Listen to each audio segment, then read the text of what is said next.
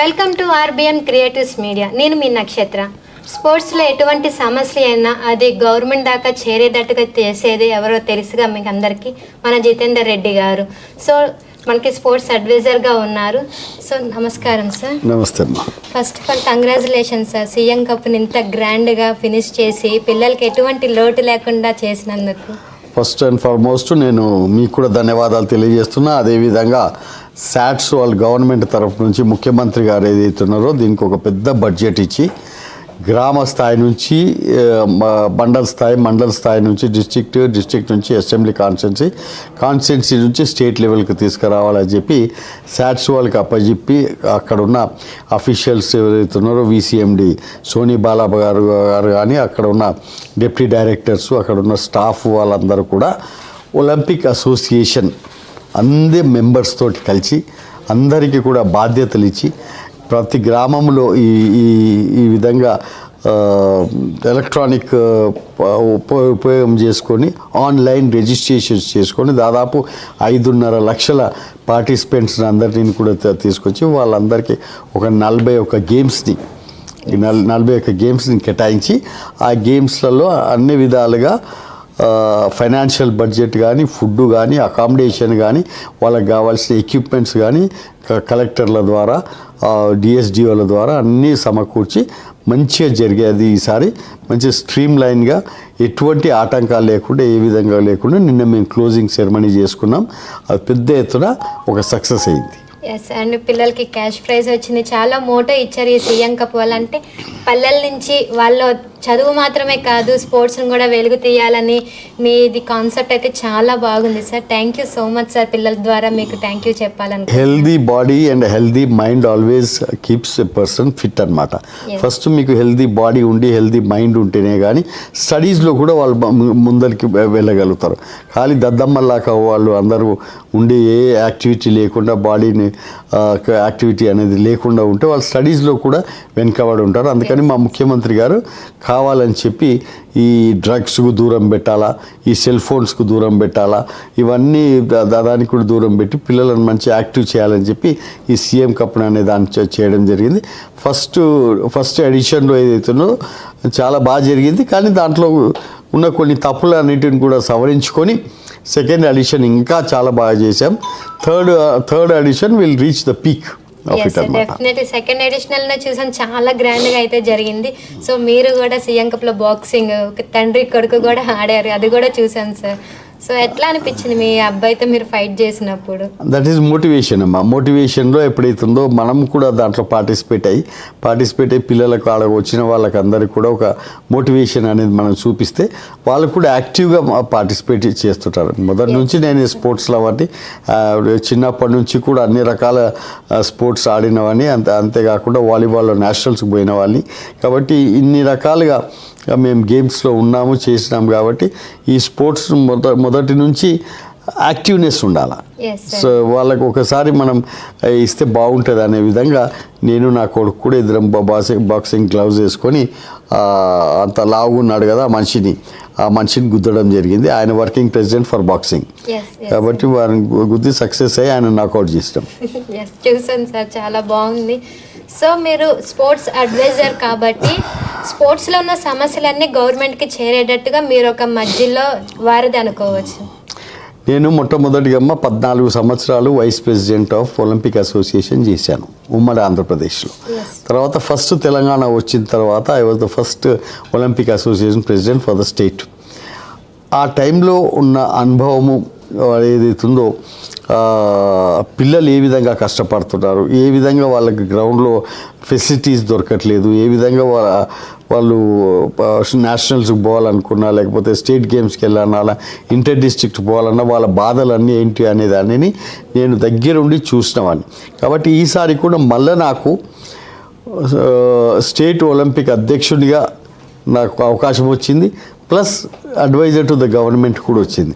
అంటే గవర్నమెంట్తో సహా ఒలింపిక్ అసోసియేషన్ని రెండింటిని కలుపుకుంటే ఆ అనుభవంతో ఏదైతుందో ఈ స్పోర్ట్స్ని పైకి తీసుకురావచ్చు అనే దాంతో ముఖ్యమంత్రి గారు నాకు ఈ పోస్ట్ ఇవ్వడం జరిగింది. రావడమే పాత గవర్నమెంట్లో 50 కోట్ల రూపాయల బడ్జెట్ ఉంటే దానికి మాకు 475 కోట్లు ఇవ్వడం జరిగింది. ఇచ్చిన తర్వాత కూడా బేసిక్గా ఇంతకుముందు కేసీఆర్ గారు అనేవారు, కేసీఆర్ గారు అంటుండి జితేందర్ సాహిత్యం అంటే ఏమన్నా చెప్పు కానీ నాకు గిల్లిదాండు తప్ప వేరే ఆట రాదు అని చెప్పి ఈ స్పోర్ట్స్ని నెగ్లెక్ట్ చేశారు. కాబట్టి ముఖ్యమంత్రి గారు మాకు ఈ పదవి ఇచ్చిన తర్వాత మా స్పోర్ట్స్ అథారిటీ వాళ్ళతో కలిసి మేము కొన్ని ఈవెంట్స్ చేసినాం. ఆ ఈవెంట్స్ అన్నింటి కూడా మీకు చెప్పాలనుకుంటున్నాను. ఎందుకంటే state has celebrated the national day sports day మేము చేసుకున్నాం, నేషనల్ ఒలింపిక్ డే మేము చేసుకున్నాం, అదే కాకుండా ఇంటర్ కాంటినెంటల్ ఫుట్బాల్ కప్ మేము చేసుకున్నాం, 37th నేషనల్ అండర్ 11 చెస్ నేషనల్షిప్ ఛాంపియన్షిప్ చేసుకున్నాం, ఫీఫా ఇంటర్నేషనల్ ఫ్రెండ్లీ మ్యాచ్ వేరే కంట్రీస్ తోటి మలేషియా వాళ్ళతోటి చేయడం జరిగింది. అంతేకాకుండా ఇంటర్నేషనల్ బ్యాడ్మింటన్ ఛాంపియన్షిప్ చేసుకున్నాం.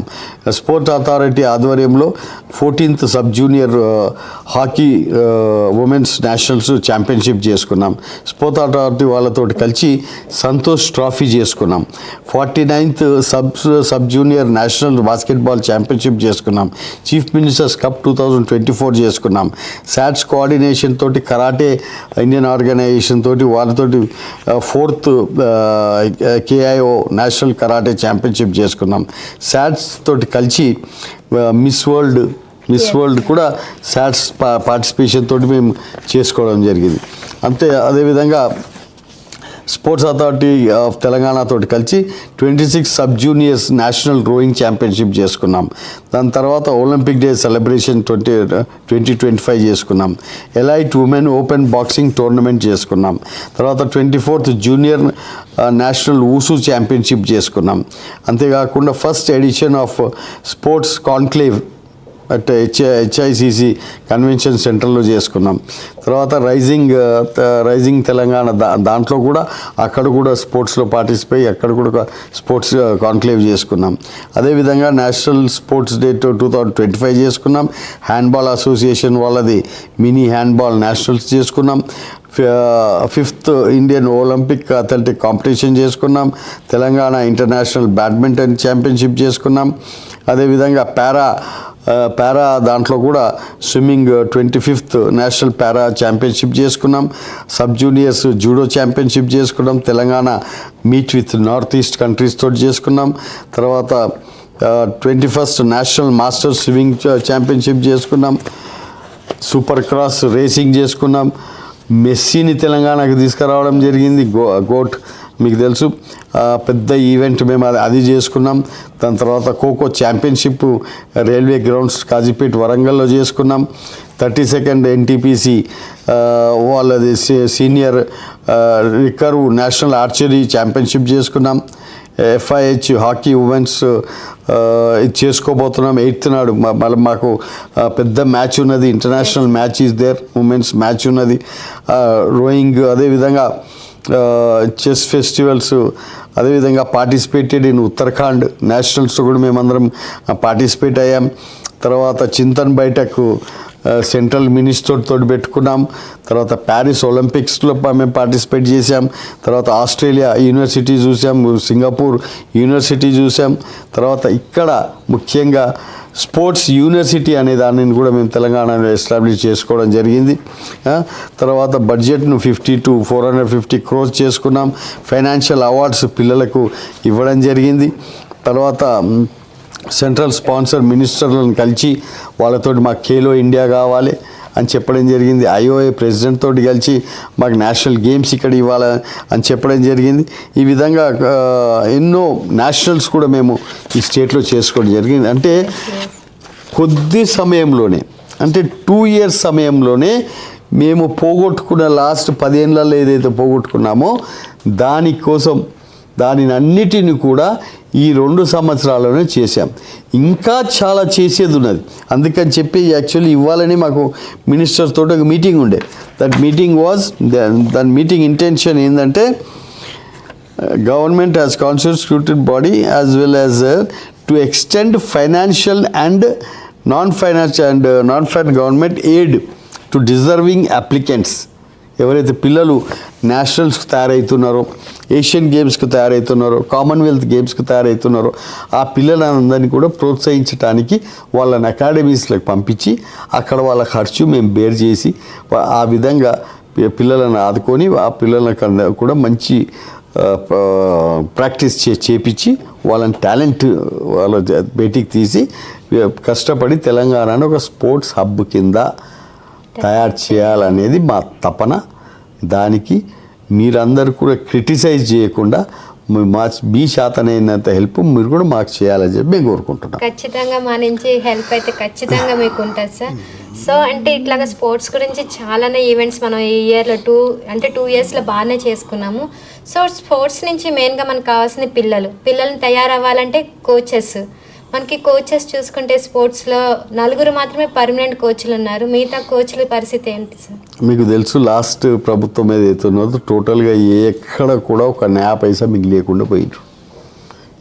పైసలు అనే దాని అంటే దేర్ ఈజ్ నో బడ్జెట్. ఆ బడ్జెట్ను మేము సమకూర్చుకుంటున్నాం. ఒకటి మేము తీసుకొస్తున్నాం పబ్లిక్ కోసం అన్ని రకాలుగా నీళ్లు కానీ నిధులు కానీ ఇవన్నీ నియామకాలు కానీ ఇవన్నిటిని కూడా స్టెప్ బై స్టెప్ మేము అని తీసుకొస్తాం. Yes we know unless there is a Dronacharya లేనిది అర్జునుడు ఉండడు, లేకపోతే కర్ణుడు ఉండడు, వీళ్ళందరూ వీళ్ళందరూ కూడా తయారయ్యే వాళ్ళు కాదు. తప్ప గురువు ఉండాల్సిందే, ద్రోణాచార్య ఉండాల్సిందే, ఉంటేనే కానీ ఇవన్నీ అవుతాయి అని చెప్పి తెలుసు మాకు. కానీ లాస్ట్ నెగోషియేట్ అప్పుడు చేసిన ఆ తప్పులని మాకు కొంచెం టైం పడుతున్నది సరిదిద్దుకోవటానికి. Definitely we will have good coaches, we will have good sports schools, we will have good university. ఒక్కొక్కటి మేము పెట్టుకుంటూ వెళ్తున్నాం. ఇప్పుడు హకీంపేట్ స్కూల్ ఉన్నది. హకీంపేట్ స్కూల్ ఇంతకుముందు ఎవరు పట్టించుకునేవారు కాదు. కానీ ఇప్పుడు మా సాట్స్ విసిఎండి గారు వచ్చిన తర్వాత regularly she is visiting there. కరీంనగర్లో ఉన్న స్పోర్ట్స్ స్కూల్కి ఏదైతే ఉన్నో రెగ్యులర్ మా విజిట్ అవుతున్నది. ప్రాపర్గా అక్కడ స్టడీస్తో పాటు మంచి కోచెస్ని కూడా అపాయింట్ చేస్తాను చూస్తున్నాం. ఇప్పుడైతే yes we agree that professional కోచెస్ని ఎన్ఐఎస్ చేసిన వాళ్ళని యాజ్ పర్ అవర్ రూల్స్ ఏదైతే ఉందో ఎన్ఐఎస్ చేసిన కోచ్లను పెట్టాలా. అంతేకాకుండా మంచి సీనియర్ నేషనల్ ప్లేయర్స్ని ఏదైతే ఉన్నారో వాళ్ళని కూడా కోచెస్గా మేము పెట్టుకోవాల్సిన అవసరం ఉన్నది. కాబట్టి ఈ ఇబ్బందులు మాకున్నాయి. ఆ ఇబ్బందులు అతి త్వరలోనే we will overcome that. Yes. And ఇప్పుడు మనకి స్పోర్ట్స్లో చూసుకుంటే ఎక్విప్మెంట్స్ కూడా కొన్ని సరిగా లేవని కూడా కంప్లైంట్స్ అయితే వినిపిస్తున్నాయి. సో వీటిని ఎట్లా సరిదిద్దుతారు? అదేనమ్మా, మ్యాక్సిమం మా దృష్టికి వచ్చిన మ్యాక్సిమం ఎక్కడెక్కడైతే ఉన్నాయో ప్రాబ్లమ్స్ ఉన్నాయో ఆ ప్రాబ్లమ్స్ అన్నిటిని కూడా మేము సార్ట్అవుట్ చేస్తున్నాము. ఎక్విప్మెంట్, తర్వాత వాళ్ళ ఫెసిలిటీస్, వాళ్ళ అకామిడేషన్, తర్వాత ఇన్సెంటివ్స్, తర్వాత కోచెస్, ఇవన్నిటిని మీద మేము దృష్టి పెట్టి we will see that the talent is come forward. First of all చెప్పాలంటే మా ప్రాపర్ ఏపీ ఇలా స్పోర్ట్స్ గురించి మాకు జీరో నాలెడ్జ్. బట్ ఇక్కడ తెలంగాణకి వర్క్ చేసిన తర్వాత స్పోర్ట్స్లో ఎన్ని గేమ్స్ ఉన్నాయని అర్థమవుతుంది. సో ఇదంతా ఈ 2 ఇయర్స్లోనే ఇంత సాధ్యమవుతుందని అనుకోవచ్చు. సో దీని పట్ల మీరేమంటారు? ఆంధ్రాలో కూడా స్పోర్ట్స్ అనేదాన్ని అంత తీసేయలేమమ్మా. They also were with us. మొన్నటిదాకా మాతో పాటే ఉన్నారు. మాతో అందరం కలిసిమెలిసి చేసుకున్న తర్వాత కూడా. కానీ ఫస్ట్ ఎప్పుడైతే మాకు కూడా తెలిసింది ఏంటంటే డివిజన్ అయిన తర్వాత, ఆంధ్రప్రదేశ్ తెలంగాణ డివిజన్ అయిన తర్వాత వీ వెంట్ టు జార్ఖండ్లో నేషనల్ గేమ్స్కి వెళ్ళాం. అప్పుడు first Telangana was as a separate country, separate స్టేట్కి ఏదైతే ఉన్నదో పార్టిసిపేట్ చేశాం. అప్పుడు ఆంధ్ర వాళ్ళకంటే మాకు ఎక్కువ లెవెల్స్ మెడల్స్ వచ్చాయి. అప్పుడు అనుకున్నాం వీఆర్ బెటర్ దెన్ దెమ్ అని. బట్ దిస్ టైం పోయినసారి మా అడ్మినిస్ట్రేషన్ సరిగ్గా బాగాలేక because of the earlier government తోటి మా మెడల్స్ కొంచెం తగ్గాయి. బట్ ఈసారి జరగబోయే మేఘాలయ ఒలింపిక్ అదేది నేషనల్ గేమ్స్లో we will definitely try to bring our grade up. So ఇప్పుడు ప్రజెంట్ రెగ్యులర్ కోచెస్కి శాలరీ కూడా చాలా తక్కువ ఉంది. సో వాళ్ళు 2 times వెళ్ళాలి, మార్నింగ్ అండ్ ఈవినింగ్. ఇంకా వాళ్ళకి వర్క్ ఆప్షన్ లేదు. సో దీనికి మీరు ఏం సమాధానం ఇస్తారు? అదే అమ్మా, we are reviving it, we are definitely looking into it. We are having CM గారితో చర్చ చేస్తున్నాము. చేసి వాళ్ళ పే స్కేల్ ఏదైతుందో దాన్ని కూడా ఎన్హాన్స్మెంట్ చేసుకుంటాం. అన్ని రకాల, ఎందుకంటే మీకు చెప్పాను కదా ద్రోణాచార్య లేనిది మాకు కుదరదు. కాబట్టి first we look after them also and ప్రాపర్గా ఉన్నవంటే ఇప్పుడు ఈ దాంట్లో చాలా కంప్లైంట్స్ మాకు కూడా వచ్చాయి. ఎందుకంటే డిఎస్డిఓ ప్లేస్లలో ఏదైతుందో పీఈటీలను పెట్టారని చెప్పి పీఈటీలు పనిచేస్తున్నారు స్కూళ్ళలో, అక్కడ లేకుండా ఇక్కడ లేకుండా ఐపీఆర్ ప్రాపర్గా కోచెస్ అనే దానికి కూడా మా దృష్టికి వచ్చాయి. కాబట్టి we will definitely find out each and everything and will recruit then. And students కూడా ఇప్పుడు సీఎం కప్లో మనకి స్టేట్లో విన్ అయిన వాళ్ళకి ఇప్పుడు క్యాష్ ప్రైజ్ వచ్చింది. సో నార్మల్ కూడా ఇప్పుడు చాలా కాంపిటీషన్స్ ఉంటాయి. సో వాళ్ళకు కూడా స్టేట్లో మెడల్ కొట్టి నేషనల్స్కి వెళ్తున్న వాళ్ళకి స్టూడెంట్స్కి సమ్ ఇట్లాగా వాళ్ళకి ప్రాపర్ డైట్ కానీ అండ్ వాళ్ళకి కావాల్సిన ఎక్విప్మెంట్స్ కానీ. చూడమ్మా, మా దగ్గర we have got a GO has been issued. దాంట్లో ఏంటంటే ఇంటర్ డిస్ట్రిక్ట్స్ చేసిన వాళ్ళకు ఈ ఫెసిలిటీసు, తర్వాత స్టేట్ మీట్ చేసిన వాళ్ళకి ఈ ఫెసిలిటీసు, నేషనల్ గేమ్స్ పోతున్న వాళ్ళకి ఈ ఫెసిలిటీసు, వాళ్ళు గెలుచుకొస్తే మెడల్స్ గెలుచుకొస్తే గోల్డ్ గెలుచుకొస్తే ఒక ప్రైజు, సిల్వర్ గెలుచుకొస్తే ఒక ప్రైజు, బ్రాంజ్ గెలుచుకొస్తే ఒక ప్రైజు, ఇవన్నిటిని కూడా మా జియోలో ఉన్నాయి. దాని ప్రకారంగా మేము కొద్దిగా లేట్ అయిండొచ్చు, కొంచెం ఇదైండొచ్చు, but all the things we will sort out చేస్తున్నాము. అందుకే ఈ మీటింగ్ కూడా పెట్టుకున్నాం. ఎవరెవరి పెండింగ్ ఉన్నాయి, ఎక్కడెక్కడ పెండింగ్ ఉన్నాయని దానిని అవన్నీ కూడా పేమెంట్స్ మేము ఇస్తాము. ఇచ్చి పిల్లలకు అన్ని రకాలుగా నాట్ ఓన్లీ మీరు అంటున్న మా గేమ్సే కాదు, స్కూల్ గేమ్స్ ఫెడరేషన్ దాంట్లో కూడా పిల్లలు పార్టిసిపేట్ చేస్తున్నారు. దాంట్లో కూడా will give them a good diet, good equipment, good material for them. Yes first and మనకి 2 yearsలో చూస్తుంటే సీఎం కప్లో ఛాంపియన్షిప్గా హైదరాబాదే ఉంది. సో ఇప్పుడు కౌంటింగ్ కూడా హైదరాబాద్లోనే ఉంది. సో రీజన్ ఏమై ఉంటుంది అంటారు? అది ఆ క్వశ్చన్ నేను చెప్పలేనమ్మా. Because it's being looked after the administrative parties looked after by SATS. VCMD గారు వాళ్ళు చూస్తున్నారు. కాబట్టి దాంట్లో ఇంకా రిజల్ట్లు ఎట్లా వచ్చాయి, ఎవరు నీ డాష్ బోర్డు మీద తీసుకొచ్చారు, గేమ్స్లో ఎవరు పైకి వచ్చారు 41 దాంట్లో ఇంకా దాని స్టడీ అవుతున్నాయి. నిన్ననే actually I think closing ceremony అయింది.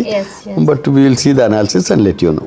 Yes, thank you so much sir. ఇంత బిజీ టైంలో కూడా మాకు ఇంటర్వ్యూ ఇచ్చినందుకు thank you so much sir. మీరు ఇంత బిజీ టైంలో మీరు వచ్చి మాకు చేసినందుకు మా రిక్వెస్ట్ ఏంటంటే మీరు కూడా ఇది అన్నీ చాలామందికి ప్రొపగాండా చేసి చెప్పి మా స్పోర్ట్స్ మీద మా చిత్తశుద్ధి మేము ఏ విధంగా చేస్తున్నామో, ఎంత కష్టపడుతున్నామో అనే దాన్ని పబ్లిక్లో పెట్టాలని చెప్పి కోరుకుంటున్నాం. డెఫినెట్గా మా నుంచి ఎంత వరకు అవుతుందో అంత మేము డెఫినెట్గా మీకు సపోర్ట్ చేస్తాం సార్. థ్యాంక్ యూ అమ్మా. ఏం పేరు?